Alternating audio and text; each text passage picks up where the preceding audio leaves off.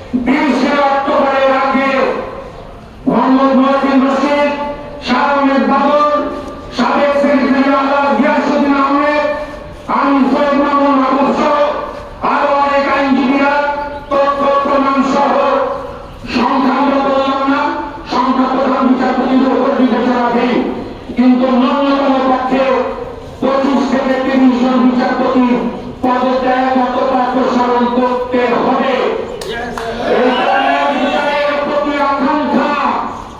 এটা না করলে শহীদের আত্মার প্রতি অবমাননা হবে।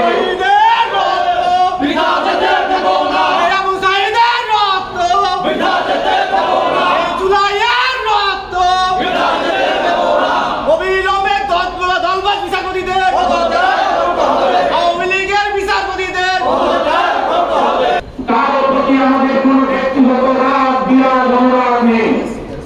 এদের প্রত্যেকেই আমাদের বন্ধু, কেউ কন্টেম্পোরারি, কেউ ঘনিষ্ঠ ভ্রাতা, কেউ আমাদের বড় বোন বড় ভাই। এটি নাথিং পার্সোনাল। এটি হচ্ছে বিচার বিভাগ বাঁচানোর জন্য। এটি হচ্ছে শত শত শহীদের রক্তের প্রতি আমাদের অঙ্গীকার। আমরা ভাগ করে বেইমানি দেখেছি, আমরা 91 বেইমানি দেখেছি। আমরা আমাদের স্বপ্ন পূরণ ব্যর্থ হতে দেব না। অনতি বিলম্বে এই সমস্ত বিচারপতিদের পদত্যাগ বাধ্য করে সংবিধানের 95 অনুচ্ছেদ অনুযায়ী সরাসরি 40 জন বিচারপতি নিয়োগ করা মাত্র 7 দিনের ব্যাপার।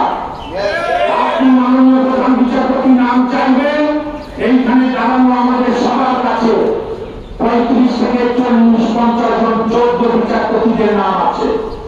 আমরা মাননীয় প্রধান বিচারপতির কাছে নাম দিয়ে আসবো, ততদিন নয়, জাস্ট ওনাকে তালিকা দেব। উনি ওনার মেকানিজম করে সরকারি গোয়েন্দাদের দিয়ে তাদের অতীত ইতিহাস দেখবে, আর চিকিৎসক দেখবে তাদের বিচার বিভাগের পারফরমেন্স। বিচারপতি সরাসরি নিয়োগ করা যাবে।